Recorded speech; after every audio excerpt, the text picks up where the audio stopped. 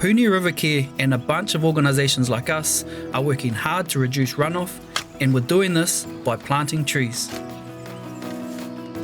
In time, this will fix a lot of our river issues, but right now, nitrogen and phosphate-rich water are still flowing down the 60% of our rivers that are unswimmable, flowing directly into our Moana. But another iwi-led project have found a solution that could have a dramatic impact on water quality. Hey Tane, how bro? Good, bro. How you been? Yeah, good. This is Taylor. Yeah, nice to meet you, bro. Nice to meet you too, man. So what's going on here? This is our seaweed bioremediation plant. Sounds a bit flashy. Yeah. What does it do? So essentially, we're using this green species called ulva to help clean up our river. Oh man, so what is it? So it's called Ulva australis. It's a species of sea lettuce. So in our waterways, unfortunately, it is loaded with nutrients and paru. Yep.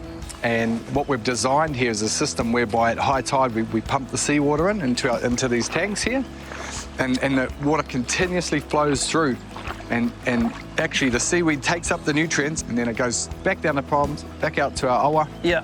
But minus the nitrogen and phosphorus and heavy metals. That's epic. So the good mahi you guys do upstream, Yep. we're a kind of second filter for you guys down here. This whole setup, how long have you been going, and what's the next steps? Yeah. So this has been running for about 1.5 years now.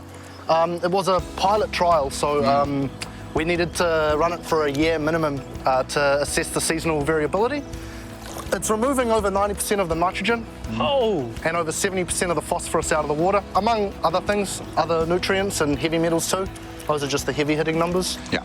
And if you can imagine on, this is only a pilot scale, Yep. but on a hectare scale, we'll be getting a lot of good biomass from this. Yep. And our job as AgriSea really is to turn that into nutrients, to go back onto back our onto the farms, land.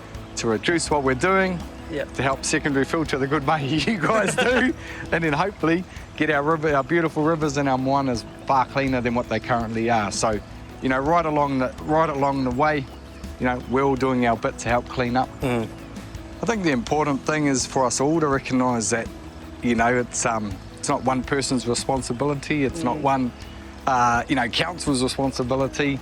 This is a shared responsibility, and no matter how it got here, we should all be, a positive part to play in the cleanup. Yeah. That's it.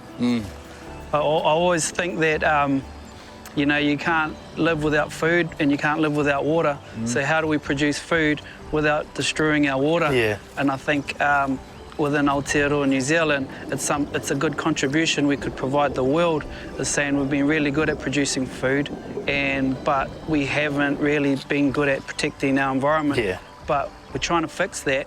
And as leaders and as people that are known for innovation, we can then take those learnings all over the world. Yeah. Yeah, that's right. And this is exactly where we see the value of a system like this.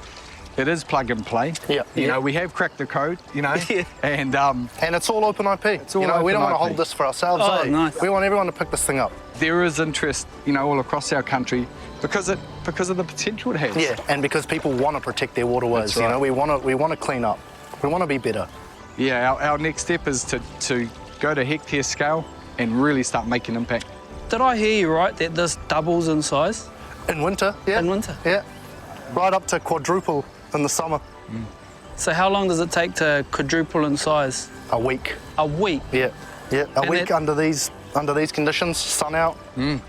So this is capturing all the nitrogen coming off the land that our plants are missing? Up to 90% of it. Oh. Yeah. So the science is there. Yep. The question is it commercially viable? Can it be self-funding? Absolutely, I believe so. I think if we can have a little bit of support in the get-go from the government, and if we can really, because our mainstay was, is this going to work? What can we pull out, and how consistent is it?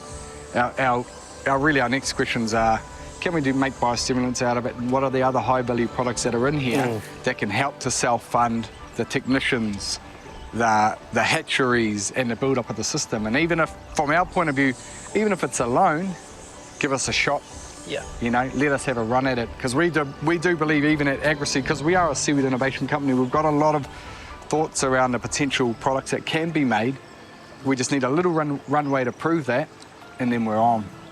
So, yep, first and foremost, environment business case is there, absolutely. The reduction and removal of nitrogen, tick. Reduction and removal of phosphorus, tick.